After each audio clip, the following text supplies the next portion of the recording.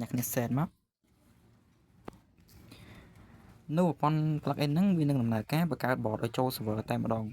អ្នកគ្នាឃើញអត់នេះ bot ចូល server ហើយអ្នកគ្នាហើយវានឹងធ្វើការ login និង register ដោយស្វ័យប្រវត្តិអ្នកគ្នាឃើញអត់អ្នកគ្នាមិនឃើញនេះ2ថ្ងៃ3ម៉ោងហ្នឹងអត់គឺ server បើកបានប៉ុណ្ណឹងហើយអត់មានអ្នកលេងទេអ្នកគ្នាមើលបានឃើញអត់គឺអ្នកលេងជិញចូលតន្តិចទេហើយអ្នកគ្នាមើលទៅគឺមានតែ AFK bot មួយប៉ុណ្ណោះនៅអញ្ចឹងណានេះ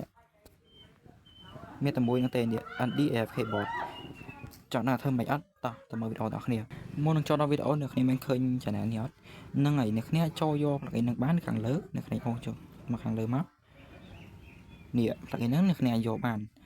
អ្នកគ្នាយក plugin ហ្នឹងឲ្យប្រើនៅខាងលើហ្នឹងចឹងយើងរៀនអញ្ចឹងទេណាអ្នកគ្នាអូខេកុំឲ្យការពេលវេលាយូរយើងចូលទៅមើលវីដេអូទាំងអស់គ្នា let's go មកជាដំបូងខ្ញុំសូមណែនាំសម្រាប់ hosting នេះទាំងអស់គ្នាខ្ញុំសូមណែនាំសម្រាប់ hosting មួយនេះគឺជា hosting MC server host ហ្នឹងហើយ MC server host ចឹងអ្នកគ្នាគ្រាន់តែចុចចូលកន្លែង tray ហើយអ្នកគ្នាចូលទៅកាន់ file ជាមុនសិនហើយអ្នកគ្នាអូសចុះក្រោមកន្លែងនេះ server ហ្នឹងហើយកន្លែង online mode កន្លែងនេះគឺដំបូងវាដាក់ true អញ្ចឹងវាដាក់ true អញ្ចឹងអ្នកគ្នាត្រូវកែវាទៅជាបែបនេះហើយចុច save មកអ្នកគ្នាចុច save ខាងលើហ្នឹងមកហើយចុចខ្វាយវិញអ្នកគ្នាត្រូវការ plugin អ្នកគ្នាត្រូវការ plugin វា version និងវា backward នេះហើយអ្នកគ្នាអាចយក plugin នេះពីខ្ញុំបាននៅក្នុង channel អាណាចក្រកូដអ្នកគ្នាអាចចូលបាន channel Telegram ឬក៏ខ្ញុំអាចដាក់ link download ឲ្យអញ្ចឹងណាអាហ្នឹងហើយអ្នកគ្នាត្រូវការចុច start server មកបន្ទាប់ពី server អ្នកគ្នាបានបើកដំណើរការអ្នកគ្នាអាចសរសេរនៅក្នុង game ក៏បានឬក៏សរសេរនៅក្នុង console ហ្នឹងក៏បានដែរអ្នកគ្នាគ្រាន់តែសរសេរ start bot ហើយកន្លែងនេះអ្នកគ្នាដាក់ឈ្មោះ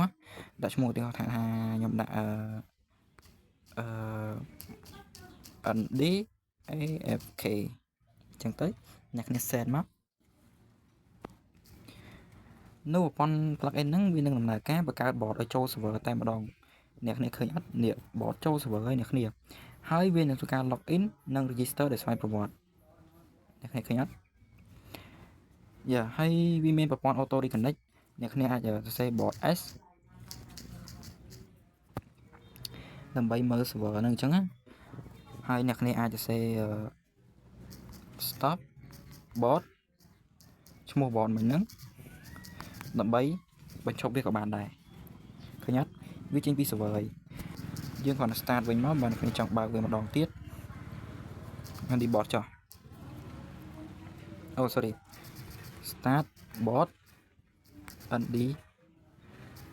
bot អ្នកគ្នាឃើញវាចូល game ដល់ទៀតអត់ហ្នឹងហើយវានឹង register ឬក៏ login ដោយខ្លួនឯងតែម្ដងវារត់នៅក្នុង server ហ្នឹងផ្ទាល់ដោយមិនប្រើ cloud ខាងក្រៅទេខ្ញុំនិយាយម្ដងទៀតគឺ hosting គឺខ្ញុំសូមណែនាំ mcserverhost.com ហ្នឹងហើយអរគុណអ្នកគ្នាជួបគ្នាវីដេអូក្រោយ